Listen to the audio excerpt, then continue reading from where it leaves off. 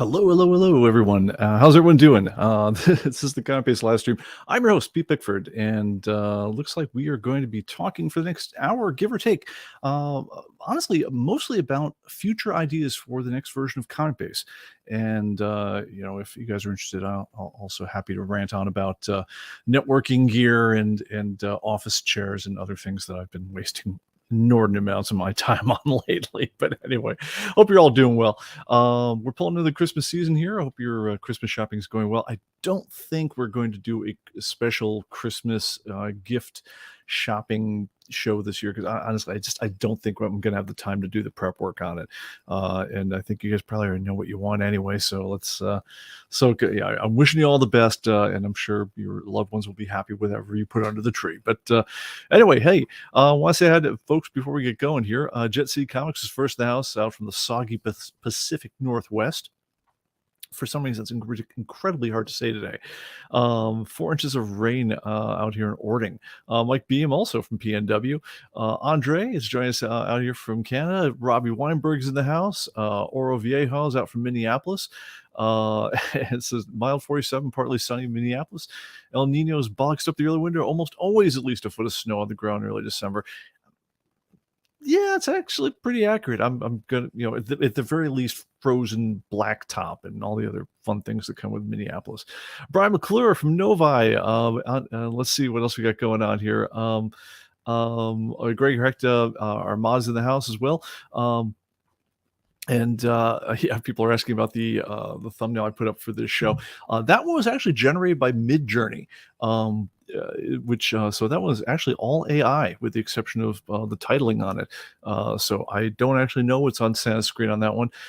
It started off with things like Santa in the Bat Cave, and it morphed from there. If you guys ever used Midjourney, it's fantastic. On the other hand, it's very easy to get something that's cool, very hard to get something that's exactly what you were thinking of. That's where real artists tend to come into play. But yeah, that was cool. So if you guys have not been keeping up with AI lately, it's been getting better by leaps and bounds. And that one, as a matter of fact, the last 2 thumbnails have both been AI generated because, frankly, our artist was really busy. I didn't want to bug him. All right, so let's see. Mike Beam, I was telling Mike Beam, I wrote and directed a musical play in the 80s about Santa getting his first computer. Man. All right on. Anyway, so a little bit of comic-based news before we get going, and then want to get into suggestions. I want to pick up on the conversation we had last week about new ideas for the next major version of ComicBase. I really, really want your suggestions on this as well. Honestly, we stay in business by making you guys happy, so we're going to try to make as much that's awesome as we can make happen. So please, if you have ideas or suggestions, please put them in the chat to @ComicBaseTV, and that helps me see them as they scroll by. Anyway, so a little bit of network news. So the 2 gigabit connection is fully in now. We have it all in on the new firewall. It's fully provisioned. We have the new switches and the new networking gear and so forth. We're putting up pretty reliably about 1.7 gigs. It's one of those internet things where you never quite get what you pay for, but it's not bad at all. And so I'm curious to see when you guys download this week's update what you think in terms of did it make any difference in your life whatsoever? And also if you guys have any real world monitoring of your own, I'd love to see what you guys are getting in. I've looked at it from a couple different places, different computers, different locations and so forth. And most of the time it maxes out whatever device I'm using. So in other words, the connection is faster than the wireless on my phone. It's faster than the wireless in most places that I'll ever go. And honestly, until you start getting to wireless 6E, you can't really get above a gig, unless really at all. But the entire office now is wired up for 2.5 gig up and down. The Sonic Wall connection that we were showing the SFP modules last time, with the additional little $250 little surprises that were required in order to get the thing plugged into the router. Those all got set in. And one thing I will say is, man, oh man, do they run hot. I mean, literally burn your finger if you touch them hot. So I'm glad that that's all mounted up now, and it's being lovely and cool, and that I don't need to like reach behind things in order to like figure out what's connected or not, because that would be unpleasant, to say the least. All right, so let's see what's going on. Jeff Schultz saying hi from Phoenix, and oh yeah, I wear the Santa hat. Greg says we need to wear the Santa hat for the show. I wear the Santa hat only once a year, and that is on the Christmas show. So if we, to the extent that we do a Christmas show, and if we don't do a Christmas trivia show, I at least want to do a Christmas after, Comic Base After Dark, which I think might even be more fun because nothing else we can exchange alcoholic drink recipes. That's when the Santa hat will come on. But yeah, maybe I'll decorate the. I've got like an extra garland. Maybe I'll decorate the thing behind me here just for Christmas. Welcome also Ed Brito in the house. Scruffy, welcome. Happy Merry Hanukkah. Kwanzaa, Miss, etc. Yeah, I guess. By the way, to all our Jewish friends, I guess Hanukkah starts tomorrow. And good luck, man. It's been a tough one. Anyway, best wishes out to everyone there. Oh, and also we have a special in-studio guest, which you can't see him, but just below eyeline over here is Dodger, who, because Carolyn is currently off visiting Italy right now with my sister, he's getting lonely, and so come about 4 o'clock, he always comes up here for his walk, and so if he starts woofing at me and everything, there may be a brief pause in the show as I get him out, but in the meantime, we look forward to that. All right, so. So the network gear is all in, and also we had an attempt and a fail of moving our mail server, and I think we decided collectively we're done. That we're just going to stick with what we've got on that thing because it wasn't really causing any trouble, although it was working, and so we're just going to stay with it the way it is. So at least for the for the time being, all our network foo, all these little, if you've suffered any weird network problems or whatever else with us over the last week or two, thank you for bearing with us, but that is all in the rear view now, so it should be pretty smooth sailing as we're going. We did not get the auto renewal stuff up yet. That has been delayed by various factors, but we expect to have that up very, very shortly. The idea being that we talked about last time is that we're going to start offering people basically a slight discount whenever you basically whenever you buy an upgrade or a renewal, we're going to offer you, say, well, okay, did you want for the regular price or do you want for a bit less if we just turn on auto renewals? In other words, if you give us the permission to bill your card next year at the same time for the same price, and if we do that, I figured it's the nice thing to do. But realistically, we're making the same bet everyone who sells a subscription-based product is, which is that just asking for the sale the one time and letting you cancel whenever you want, but basically moving into the default so that the thing keeps rolling is probably the way to go. We're finally getting near to embracing that, but you'll see that as an option going forward, and certainly before the end of the year you'll see that in effect throughout. So hopefully that's a good thing for everyone. If anyone has strong opinions to the one way or another, I'd love to hear them.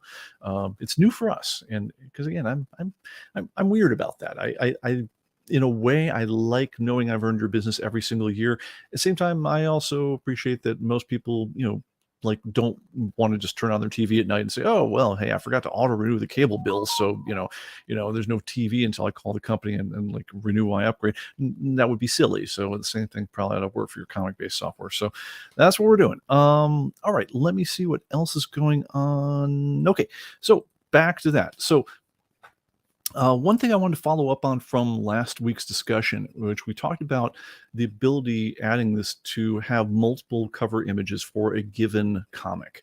And I was, so the current thinking in, kind of in-house here is that the way we would probably implement something like that is we would sort of auto folderify.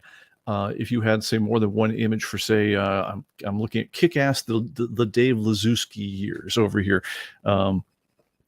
If you had more than one image for number one there, that if, let me go ahead and move my cursor over there. So if we pull up issue number one there and I show where the picture file is, you guys will see that it lives in a lovely little folder called C, users, public, documents, public documents, human computing, pictures, I, image, K, kick-ass, the Dave Lazuski years, and it's a file called 1.jpg.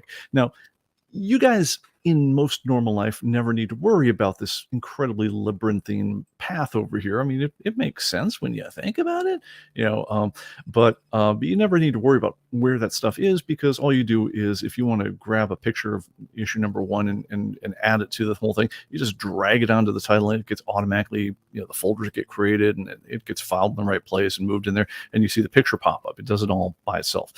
We were thinking it'd be awfully cool if we could do something very similar for that, for when you want to have more than one picture. So let's say I had a signed copy of mine, or I just want to take a picture of my own copy of issue number 1 for some reason. The idea being that you drag it on there, and we would, instead of saying, hey, there's already a copy there, did you want to replace it? We say something like, well, do you want to replace it, or do you want to save it as an additional picture? And maybe prompt you for, what you'd like to call that additional picture. Is it, personal copy or whatever else? And then we would somehow create a brand new folder in here automatically, probably just go down one level deep and call it, the 1 folder. And we would then move this one in there along with your other copy.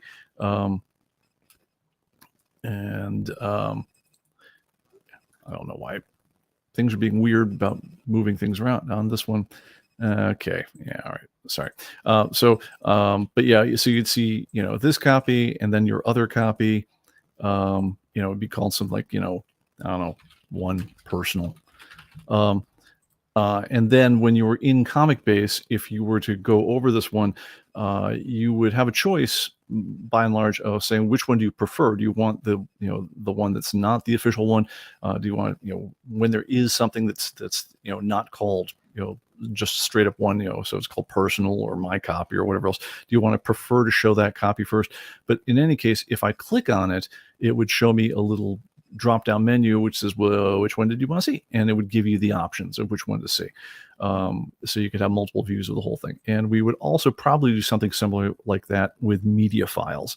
So if you wanted to have, for instance, a JPEG, and but let's say you had a movie trailer for something, as well as the PDF of the comic book, as well as something else, we could show you all media files associated with it over here in the media column right next to it. And so that's the thinking in here.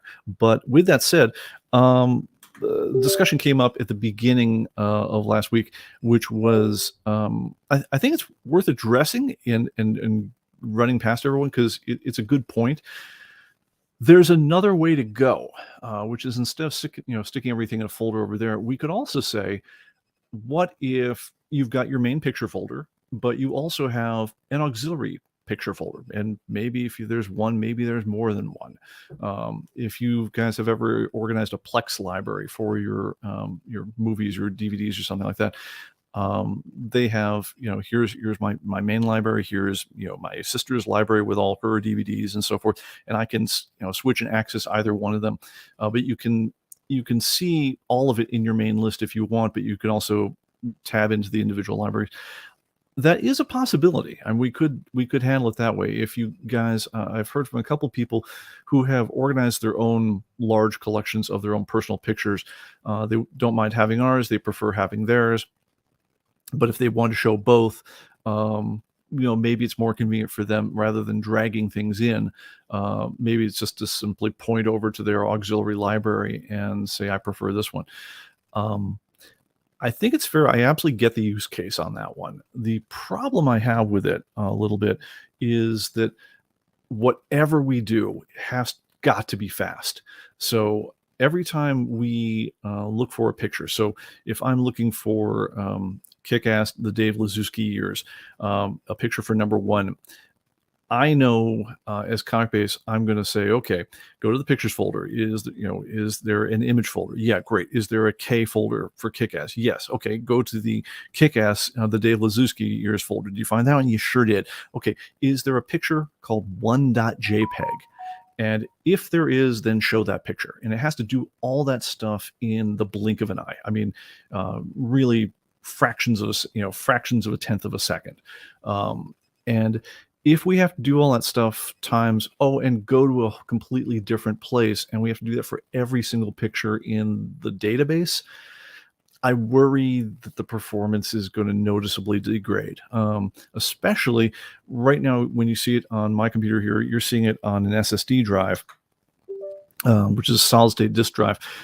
So it's doing this. All the basically all the disk storage on this thing is held in a special form of computer memory, which it's called solid state. It doesn't go away when you turn the power off, because like RAM, your regular computer's memory, very very fast. But if it's your, as they used to say, your computer's attention span is only as long as its power cord. With solid state drives, which are becoming really the norm these days, you can do that kind of, it's called accessing, to figure out whether each and every element of that path exists. You can do all that very, very quickly, but you do still need to do it. There's no getting around the idea that, yeah, your computer had to look, okay, is there a C? Of course there's a C. Is there a users folder? Yes, there's a users folder. Is there a public folder? Yes, there is. Is there a documents folder? It has to do all this stuff. Yeah, it has to do basically about 8 directory checks and then a check for a specific folder. If you actually step through what the computer's doing, it has to do that every single time it looks for a picture. And you'd be doubling the amount of work if you stored it in a separate folder. So again, I do worry about it. And if you added a third, fourth, fifth destination for pictures, I do worry that this access, especially if you had an old-fashioned spinning platter hard drive, especially I know some people have their media stored on external hard drives, like the kind you get it over at Costco for backup and things like that, which are fabulous. They're a great value. You can get a 8 terabyte hard drive for $100 or whatever. But the problem with those is they tend to be very slow. And so I've heard people say, yeah, it takes me like a second times every picture that it looks at, when it's going on some of these hard drives. And if that second, which sounds god awful to me, became 2 seconds, I'd slip my wrist if it were me. But what do you guys think? Probably best thing to do is just, kind of give me comments in the whole thing and tell me how you'd weigh in on that one.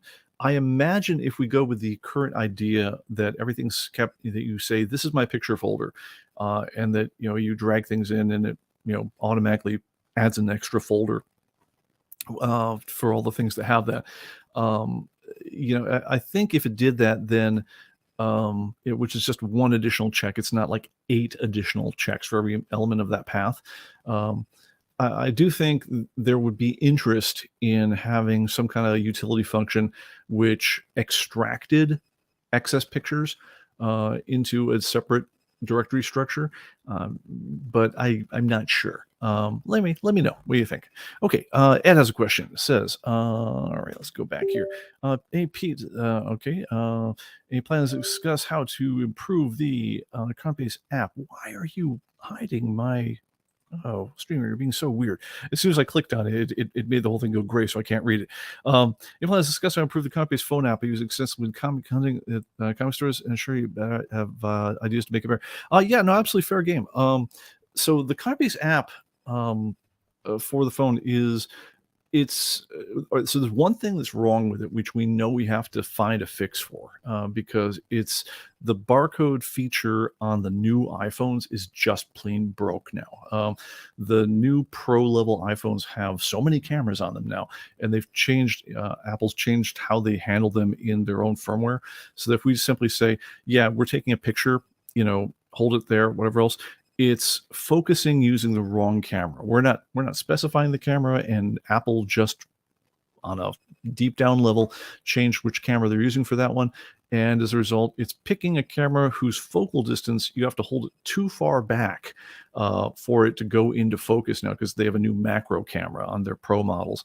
And so we need to find a way to be able to specifically figure out that you're using that kind of phone and specifically choose the macro camera in order to make that work.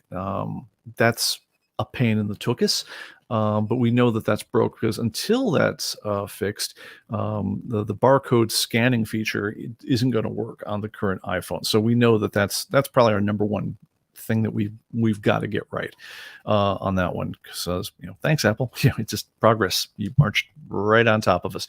But yeah, if you guys have other ideas, let me know. The tricky part with the phone app on that one is it's it's good for what it does, but what it does is intentionally limited.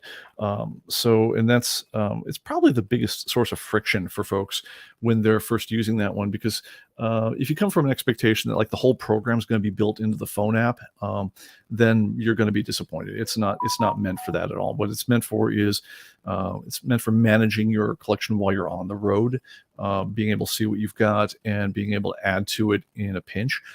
It's not meant to replace your barcode scanner.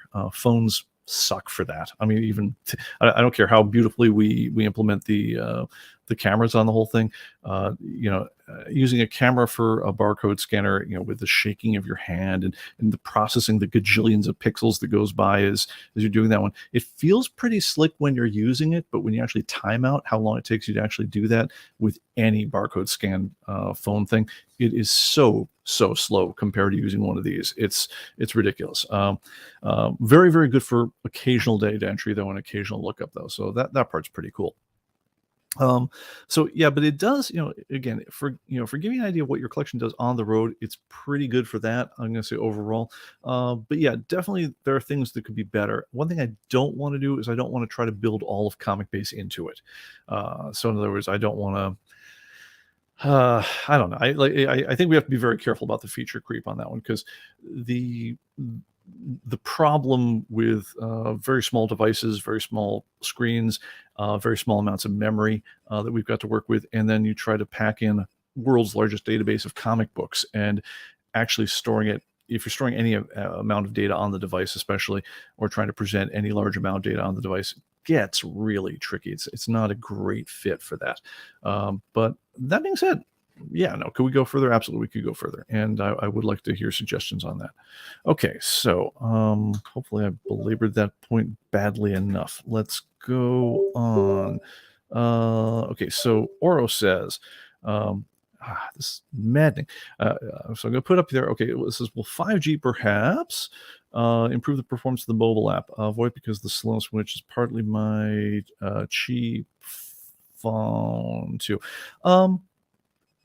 So I guess I don't really feel. I mean, faster internet certainly helps. I mean, if you're on slow internet, that's probably bad.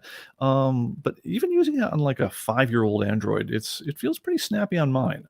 So if it's feeling slow for you, it's almost certainly a network condition, because everything that the phone is doing as you are tapping and searching on things, because it doesn't store much data on the app itself, it can't. Phones aren't meant for that sort of thing. What it's doing is it's basically sending your keystrokes back to our server, and then we're responding back and so forth. We know our server is really fast now, and we know we can give up the connection's really fast. And if you're using it from like a nice urban area or Wi-Fi where you've got a really strong signal to your provider, it should be pretty snappy. If it's not, then it could be your phone. It also could be your network. But yeah, please let's explore some more. All right, Gregory has apparently a long comment coming in. Something comes up some regularity on the CB and AA message boards are people who have inventory that changes media type during an update, but they didn't know it. So the portion of inventory is listed unrecognized in ComicBase. CB is unrecognized by AA. All right, so what he's talking about, that one. It says ideally users should spend more time curating their collection, very little time curating their database.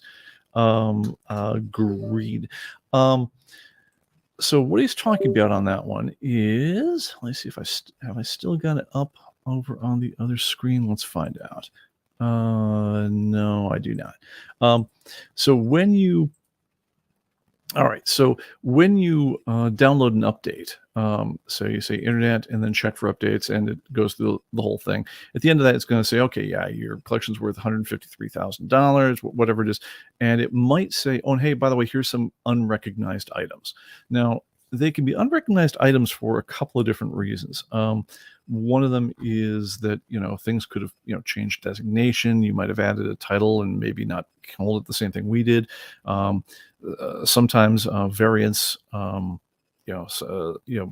Sometimes things slide around a little bit, especially between when they're solicited and when they finally are seen by somebody.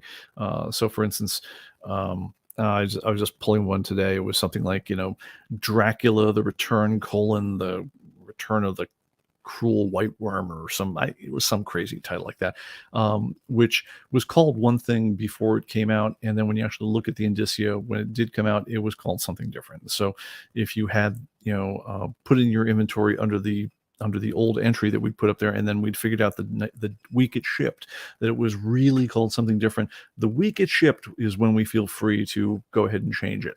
But after that, we really try to leave things alone because we don't want things going unrecognized. That's most of the things you'll see on the unrecognized items report. But there is, as Greg points out, there is one other big one. Especially if you come from an older version of ComicBase, but sometimes it still happens sometimes. But before ComicBase 2020, there were only everything that was in ComicBase we considered a comic book. There were no other media types. With ComicBase 2020, we added in media types for books, magazines, and then later on newspapers. And there may be new ones in the future. If you had something listed, with those media types came, definitions. So, for instance, if a comic book has to have an innate juxtaposition, it has to be telling a story through an innate juxtaposition of words and pictures. So it's neither an illustrated storybook, right? So like pages and pages of text with like one illustration next to it. That's not a comic book, right? And also there's things like, if it's something like Marvel Age, right, which is basically it's a magazine that's printed in comic book format, but it has no comic stories in it. The only thing that's in there is solicitations of new Marvel books. So the fact that it's in a comic book style format is really irrelevant to the subject. And we are sticking by this definition pretty strictly. Similarly, I'm also going to say things like art books, sketchbooks, and things like that. So the Dave Lopresti sketchbook, beautiful full color stuff like that, but there is no stories to any of it. It's just illustrations. So those that get listed as books, if they're periodical in nature, they get listed as magazines, but they don't get listed as comic books. So if you had them as comic books, you might find that we've moved it over and it's become it's moved over and it's become a book now. So one of the first things we tell you to check if you've got stuff that was in your database and it's now being listed as unrecognized, is check and see if it switched categories. Because if the thing in question we figured out, oh yeah, no, it's really that's the Dave Lopresti sketchbook. Yeah, really, it was listed as a comic before, but it's a book. So you'll see that there's actually a Dave Lopresti sketchbook. If you type in Dave Lopresti sketchbook, you'll see it appears as your old comic title because it didn't go away because you had inventory listed. But you'll also see that there's one listed as a book now. And what we encourage you to do in those cases is come up under here under the edit menu. Let me see, have I got let me go ahead and turn on magnifier so you guys can see what the heck I'm doing here. Okay, magnifier. Okay, so if that happens, and let me go ahead and tell you what I'm talking about here. So if I say Dave, and now I'm going to think it wasn't Dave Lopresti, it's Aaron Lopresti, isn't it? Come on. Oh, come on, cursor. Where are you, buddy? This is the problem with doing anything with a magnifier on. Also, doing anything with on the same computer that you're running a big backup on. So that was all right. That was a fail. I'm just going to come back to the other one. So my demo machine, just so you guys know what's going on, my demo machine is a lovely computer, but is very, very limited in terms of its processor thing. This is the one that we had. We said, well, what is the cheapest machine that ComicBase can ever be run on? And so that's the one that we're using as our demo machine right now. Turns out it works great as long as you don't ask it to do two things at once. If you do, then bad things incur. So I'm gonna just go ahead and bop that. So Let me get rid of the other thing it was trying to do at once. I think we were also running a mail server test. Oh, great. Yeah, it's pulling it back up. Okay, great. I'm just closing that. All right. Let's try that again. Okay, good times. All right, so let me go back there now. And yeah, I think it was Aaron Lopresti. Yeah, Aaron Lopresti. I knew it, damn it. But anyway, if you look at this thing, and if I type in Aaron Lopresti, you'll see down here at the bottom, you see where it says it's Boom from 2005, and it's a book. If you see a second title under there as you're going through these things, and it says you've got one that says comic book, but there's a new one that says book. What you want to do in that case is take your one that was mistakenly listed as a comic book. I mean, it was fine at the time, but it's now officially listed under books. Go under that one, go to the book series, and then say edit, and then change series media type. Once you do that, it'll carry all your inventory over, and it'll just move it to, if it was a book and you want to move it to comic books or whatever else, or magazines, where else, it'll mutate it and transfer everything over as cleanly as you can. Have a look at it afterwards just to make sure, because there's some abbreviations and binding types that aren't the same between different fields. But that's a quick way to get that stuff in order. If you do have that stuff, those things like that do appear in your report as soon as you're done doing updates, worth going through the list. We try not to switch things around once or twice, but yeah, we're human like everyone else, and people will call us out on things like saying, "Oh yeah, hey, you had this listed over there. It's really this." So we will fix those things. We apologize. We try to fix our mistakes quickly, but where you're mostly going to hit this is if you came in from an older version of ComicBase before we moved out those media types. But do take some time with it, just the one time, just so we get off your back and move things into their proper types if they're listed in the wrong places. All right, so let's see here. Okay, I think that was all the suggestions we had on that. All right, so other things that people have asked us about or that we're thinking about, and we'd love to get some of your thoughts on that one. One thing, and this is maybe a little bit hard to describe, but I will try. So ComicBase very much is based on the idea that basically, if you're used to working with spreadsheets, working with ComicBase should seem pretty darn familiar. So most of the things that you expect would happen, being able to highlight multiple cells, copy, paste, do things like that. All those things actually work now. There is a really, really, really clever trick though that Excel does, which I'm thinking we might want to leverage. And that is, they have the ability to do smart fills. So let me think of a good example of this. Here, let's bounce over to comic books here. It'll be easier to find an example. All right, so let's go to a recent Batman title. Batman 3rd series should do it. Okay. All right. So for instance, so say for instance, if I said box, right now we've got the ability right now, you can highlight down a list of things and you really want to select them like this.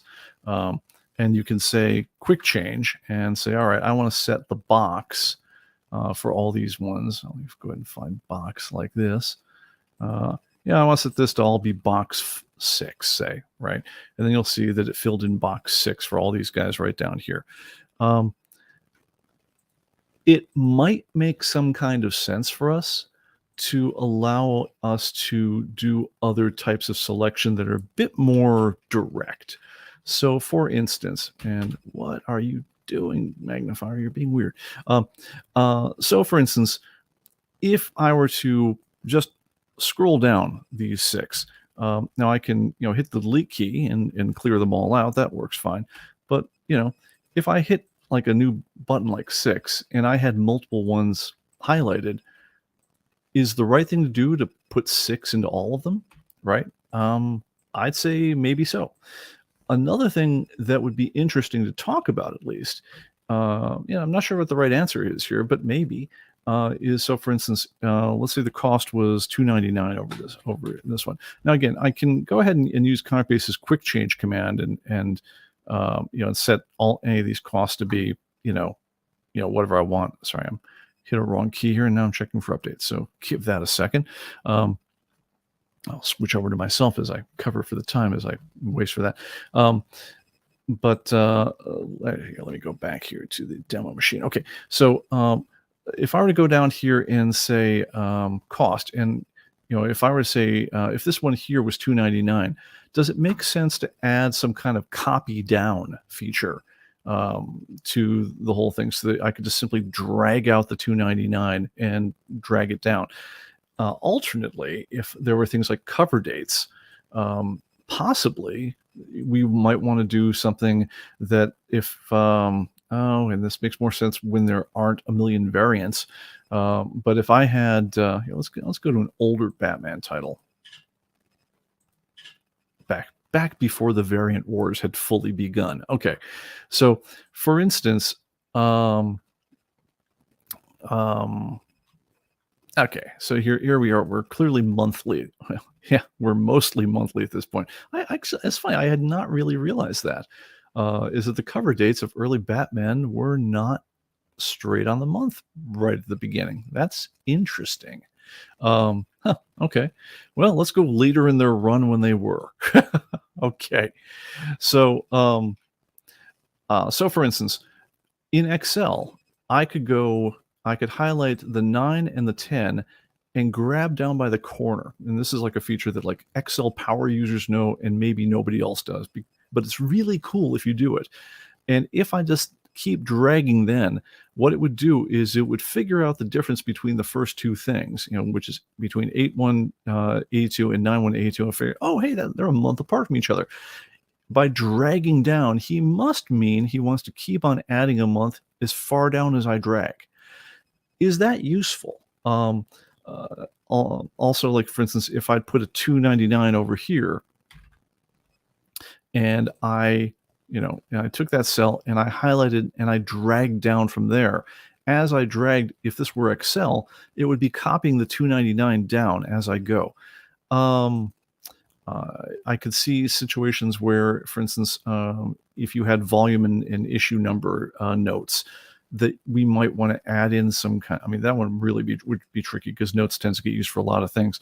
But I mean, I've wished at times to be able to say, wouldn't it be great to just auto-populate all the volume and issues, just by dragging the whole thing as opposed to doing a very laborious copy-paste, kind of job. Are there things like that are useful to folks, or is this just such an obscure feature we're just barking up the wrong tree? I mean, how many of you people who use Excel or things like that use the smart copy feature? It is extremely non-trivial to implement from our standpoint, which is why it has been done. But if you need it, boy, it's totally fine. All right, let's see here. All right, so let me see here. Well, okay, I don't see any comments on it yet, but maybe, just give me a quick thumbs up. Do you guys use the smart fill of Excel or things like that right now, or not? And if you did, okay, just as I use Excel a lot, never knew about that feature. Let me go ahead. It's actually going to pop up Excel. Let me just show you what it is. If nothing else, it'll be great. Here's a wonderful, learning Excel on the ComicBase stream. So, okay, so I'm just going to make, I'll just make a list of numbers here. 1, 2, 3, 4. 1, 2, 3, 4. Okay. Okay. And actually put the 1 in. Okay. So if I go and I highlight like that, it will figure out, oh, hey, between all these cells, it's over by 1. And so now if I just drag over like that, it just auto-populates the rest. It does a little cheat here thing where it takes this little blob in the lower right-hand corner and drags it down. If I drag down like this, it knows, well, hey, those are all exactly the same numbers. And so it just repeats them all the way down. So for instance, if I want to take a 3 and just drag it down from here, it's just going to replace everything I dragged with 3s. If I make this say like be a date, like 1/1/1997, and let's make this one 2/1/1997. Whoops, 1997. Okay. If I highlight them both and drag down, whoops. Okay, let me clear these out first. Okay.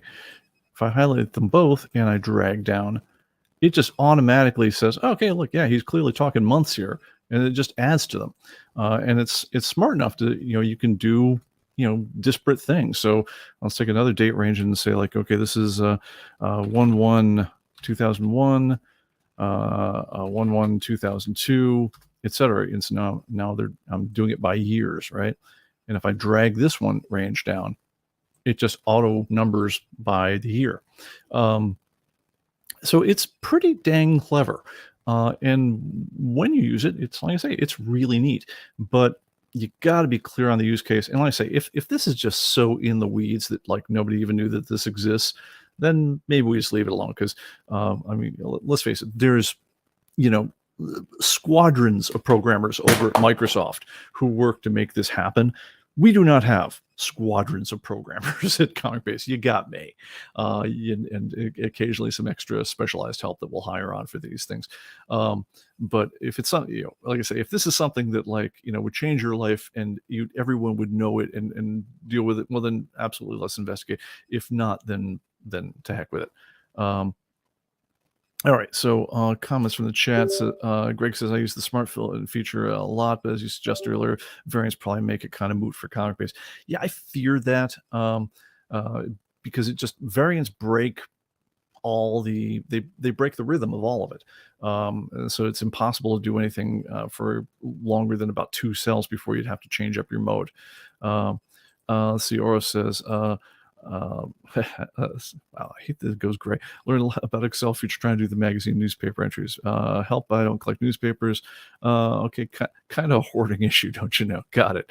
And Steve Dazzler says, Excel type autofill sounds nice, but it'd be too many times it wouldn't work. Yeah. Okay. All right. Fair enough. Well, that's why we ask these things. Okay. Other things that have come up that people have asked us about, or that I have requests from the team to ask you all about. First of all, art theme. One of the cool things that we do every year, I mean, this is, it's not important at all, and yet it's one of the things that I enjoy the most about doing ComicBase. Is ever since ComicBase 1, I've been able to commission an art cover for the whole thing. The very first ComicBase cover was done by Scott Benefield. He designed a kind of like the smiling superhero guy that we used for many years. But after that, I could basically go to fantasy artists that I really liked and throw commissions at them and say, hey, how about you give us this kind of cover? For many, many years, Glenn Orbick was our artist, and then of late, Laurel Bleckman. And we've been trying out some other things as well. But do you guys have any strong feelings or great ideas for a strong image for the next cover? I've been wanting to do the Avenging Angel one for a really long time, and so it was something that was a little bit outside of Laurel Bleckman's wheelhouse. So we turned to another team on that one. But yeah, the thing that I want to do in particular is I want a really interesting, strong image, whether we stay pulp style or not. I'm up to hearing different things. We've tried different things over the years, but yeah, you guys' ideas, let me know. Other things, do we still do discs at all? And this one is huge for us. Maybe it doesn't concern you at all, but yeah, more and more, if I were just to chart the number of discs that we would consume over the course of a year, it has absolutely fallen off a cliff in the last 2-3 years. It used to be we would just boxes and boxes and boxes of discs would be coming in and out the door. Met several times a year. We basically warehousing these things. And these days we barely touch them. I mean, The kind of print runs that we would go through in like a healthy sale weekend are now the kind that will last us the entire run. So, is it time to say discs are done? Do we keep discs around as a collector's edition, or do we just let them die a natural death if they're going out that way? What do you guys think? It's clear the program has necessarily become more internet based in terms of what it does. In other words, even if you have it on disk, the very first thing it's going to do is download things from the internet to update itself and do things like that. And of course, every week we're updating all the prices, and the program gets updated very frequently, things like that. So the disk is never the end of the story in any case. I do like the idea of having a physical product in my hand. It's just something very, tactile and rewarding about that for myself. But if we don't need to, send the world's supply of optical discs out there to computers that increasingly don't have them, which is really, I think, the major point for most people is that, you get a brand new laptop, brand new desktop, whatever else. It doesn't even have a drive anymore. All the hip cases these days don't even have the slot. So, yeah, is it time to give it up? What do y'all think? Let's see. Steve says, yeah, old school, always get physical discs as long as they're available. Yeah, I'm probably the same as you. But at some point we probably ought to say, yeah, not doing it. Okay. Another vote for discs from Andre. And Terry Schisler also always want physical media. Okay. Well, anyway, thank you. Like I said, I figured I'd throw that out there. Long shot things. And this is, and again, for long shot, it's to say, don't expect these to happen for ComicBase, whatever we call the next version. But something that we're definitely giving thought to, is we've built out a lot of the structure of ComicBase to support other collectibles. So, people think about, think about all the things that are in your life that you have enough of that it's a bit of a problem, or you'd love to be able to look it up before you bought another copy or whatever the thing was. The ones that tend to come up, toys and action figures, the people who collect those, definitely there's an interest. Movies and DVDs, sports cards, non-sports cards, Magic the Gathering, so forth. We've got the structure for a lot of this. We do not have the data, and we're not likely to have the data to start with.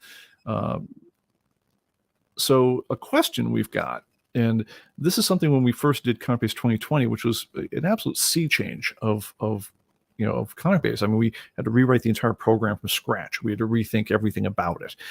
Brand new database engine, brand new language, brand new architecture. I mean, everything about it was different, which is why it took us several years. But one thing that we had done is we'd spec'd out the forms and the fields for all these other collectibles, and at the last minute we got to the point where we're like, okay, well, we want to ship with at least sample data on each of these ones. And the case for doing them one by one just kind of fell away. So I remember we got up to the point where we were doing non-sports cards, and I thought, oh, hey, awesome! I can finally put, I have a set of prisoner trading cards, from the old Patrick McGowan show from the 1960s. I can finally put them into something I've written, and so I was like, okay. And I also wondered, hey, the very first non-sports cards I ever collected were the Star Wars Topps cards. Remember those from the very first, the 1977 or whatever, when the first Star Wars came out? I remember I sold off my copy. I had the full set, was acquired by going down to the local, it wasn't even the Tom Thumb store. We were smaller than that. It was like Ron's Country Store in Cottage Grove, Minnesota. And between me and my brothers and sisters, we chewed enough of that gum and bought enough packages and everything. We actually assembled a full set of them with the stickers, and I sold them off at the first comic convention I ever dealt at when I was probably 13, and I think I got like $30 for them, for the full set. And so I said, oh my God, I wonder how much those are worth today, man. And I looked up at the time, and they were worth $35. And it's like, oh, you're kidding me. And I looked up other non-sports cards, and with very, very few exceptions. And we all know the exceptions. I mean, exceptions are legendary. Certain Pokemon cards, certain Magic the Gathering cards. The vast, vast majority of the millions upon millions of non-sports cards were worth well south of a nickel. In other words, you'd be a halfway crazy person if you put them into software meant for cataloging them. And I thought, man, I can't do that to people. I can't, I don't want to give them a tool for wasting infinite amounts of your time cataloging trivia like this. It's the market says it's not worth it. I was looking on eBay and I'm seeing people selling pallet loads of Magic cards, for a few $100s. It's like, oh man, oh man. And again, we all know, Jackie Robinson rookie cards and all that stuff. Like, yes, there are things that are worth a fortune. The vast majority of cards, not. That being said, if we wanted to add the architecture to put those in, pretty trivial, all things considered. But the one thing I'd say is, if we ever did it, it would not come. The database would come built in with like maybe 1 or 2 titles as exemplars of how to enter it, but it would have to come in largely blank. We can't afford the licensing, even if we could get the licensing for something in another. If we could do the equivalent of the deal we made with Comics Buyer's Guide back in the day, where we pay you X amount of money to essentially rent your card database or whatever else, the logistical issues of getting into a format we can use and keep it updated and things like that are massive. I mean, it's a incredibly non-trivial amount of time, and I'd have to know that we were going to move bank in terms of money of doing that. Based on the experience of watching literally everyone else in that space, it doesn't seem like a profit center on that score. But that being said, maybe there's some utility. Maybe I'm wrong. Of shipping the thing largely blank, but letting the people who do want to track that stuff just put in yourself. Is that useful? If there's a strong cry that says yes, then maybe we reconsider. And we put something else like that. Certainly for toys and action figures, I've seen nascent websites that are starting to try to track it. They're doing a really bad job by and large. I do have friends. A lot of us have these sorts of things laying around our collections, things like that. I mean, heck, the robots I've got sitting behind me, belong in a database somewhere, or at least somebody would like to indicate that, that they've got them. I don't know if it's a job for us, but it comes up. And so I figured I'd ask. Some comments. Okay, so ditch to this, Jet City. Andre says, gosh, I hate this part where, like, as soon as I highlight it, it goes gray on blue on gray, so I can't read it. It says, it's talking for me, but only for me, 1 disc a year with the release of the new things. That works for him. I'm fine with maybe. Let's see. Xandu Comics says, we're looking to be able to sell statues and action figures through Atomic Avenue, as well as tracking all my collections. There's stuff in the works that I can't talk about now, but there may be multiple ways to skin that particular cat. Just as they'd say, put a pin in that one for now, as I do. I definitely feel you. Let's see here. Jeff says, since the software I use to catalog my Magic the Gathering cards is no longer supported, I'd love to be able to do it in ComicBase. Yeah, it's the problem was we'd have the same problem your old software guys had, in that there's a reason it's no longer supported, because it's a really non-trivial amount of data.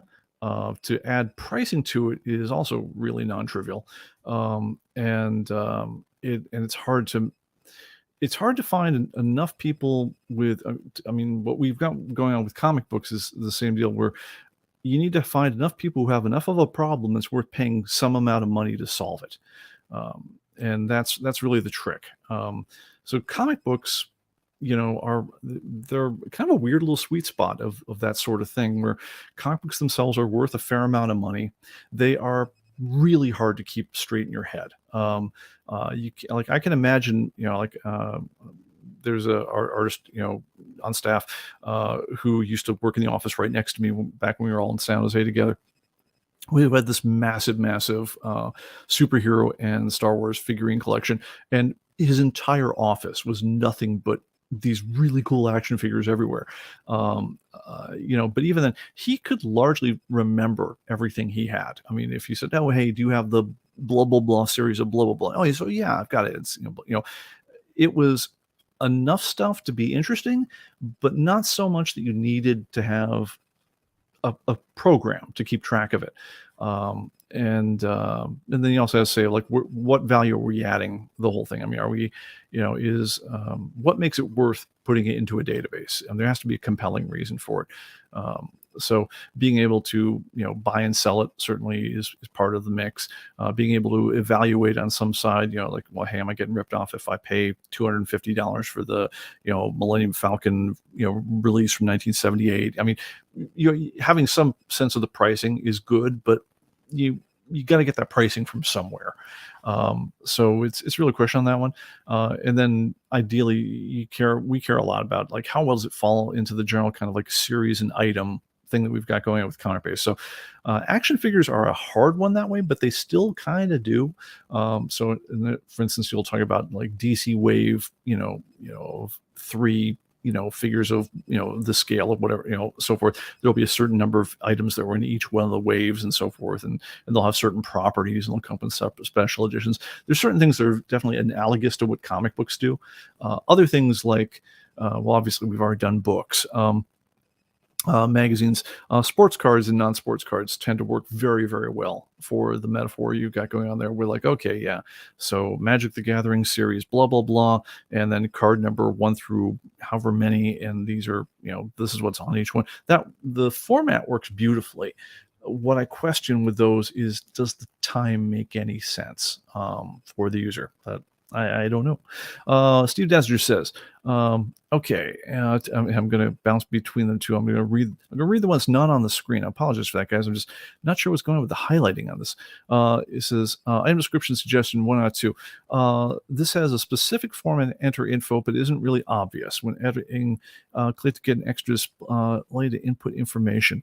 So what he's talking about there is we have standards for how we refer to covers, and like, so for instance, this will be the variant cover, the cardstock variant cover, blah blah blah, 1 out of 500. At some point in the discussions, we kind of broke out what are the 7 or 8 different elements that we look for when referring to a variant. Yeah, interesting. I'll have to give that some thought.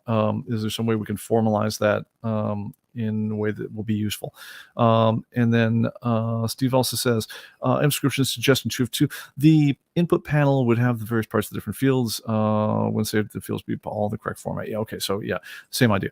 Yeah, possible. Let me run that around with the editorial guys, see what we think on that one. As long as we're making less work for someone, not more.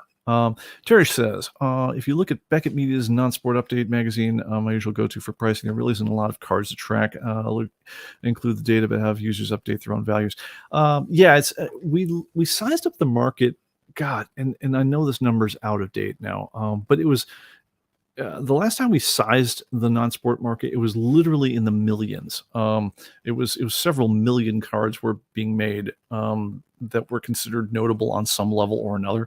That being said, marketable, completely different. And that's where it gets really nasty, because even if you sit there and say things like Pokemon cards or Magic the Gathering cards, the vast majority of the cards out there are not even worth a nickel. But then you got ones that are worth $20,000. Yeah, it's a weird field. That being said, yeah, like I say, it wouldn't be super hard for us to throw it out there. It would be super hard for us to provide data. But yeah, I guess I'd like to just get a pulse reading on people. And please, I'm going to go ahead and put my info up here, pbeckford@human-computing.com. Please send me comments, and feel free to comment on the video as well if you're watching this later on. What things would be useful for you on that one? I mean, is there anything that would just absolutely change your life if we could do it? I wonder this, by the way, is spending, as I'm working, doing other things, I'm frequently these days, feeding DVDs into a Ripper and adding it to my Plex library and things like that, thinking like, huh, I guess there's other programs out there that, catalog DVDs and things like that. It's like, is there a benefit to that? If to have ComicBase do it? At the same time, if I were going to answer just for myself right now, I'd say I probably care that I've got the thing. I care more that I can access it and play it from everywhere. So instead of logging my collection, like I'm clearly like I'm not, reaching the stack next to me here. So here's Kiss Kiss Bang Bang, which by the way, fantastic, neo noir movie if you guys ever want to watch it. I believe Robert Downey Jr. Am I getting that right? Yep, Robert Downey Jr. and Val Kilmer. Anyway, I care that I can, play it from wherever I am, that I can, I'm at the gym and I just want to watch something or I want to listen to something. I care about that a lot. I care that I have it somewhat. I care that I'm selling it virtually not at all. So I don't so much want to database it as I want to put it in a central place where I can always look at it. And also by putting it in a central place like a Plex server so I can look at it, I also solve most of my do I have it problems at the same time. So in that case, making a ComicBase module for DVDs wouldn't really help much unless it was also just a better Plex player than Plex is, which I'm going to tell you now isn't going to happen. So yeah, it's interesting to see like where's the value that we can add to you, the user. Anyway, so those are big questions. Honestly, a lot of things that are like really get a lot of traction are things that are very small but annoying things. And if we can get rid of those for you, like, oh hey, I've always wanted to have multiple covers, or I've always wanted to do this. That's the stuff, man. Tell us. We really want to know because we have our ideas, but we definitely want to hear yours. Our mod always wants to remind you, everybody, it is PSA time. Please hit the like and subscribe buttons. And once again, I'm getting my YouTube, my badge of YouTuberness, certification taken away because I should have said that just incessantly, like I say my name at the beginning.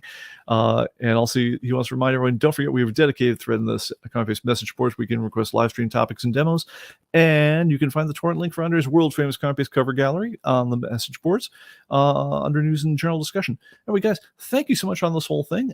Sorry if I was a little bit scattered at the end there, but let us know. And going forth, we're going to do a little bit of holiday stuff. Let me guys also know, send me a note, pbigford@human-computer.com one last time. If we do a ComicBase After Dark for the Christmas thing, which would probably be a little less after dark, more like towards sunset, so we can kind of have a little holiday party here and get out. But if you guys are interested in attending that as being part of the show so we can talk amongst ourselves, preferably in a convivial and entertaining manner, send me a note and I will send you a StreamYard link when we set that up. And that's about it for me. So anyway, thank you everyone, and we'll catch you on the next one. Bye-bye.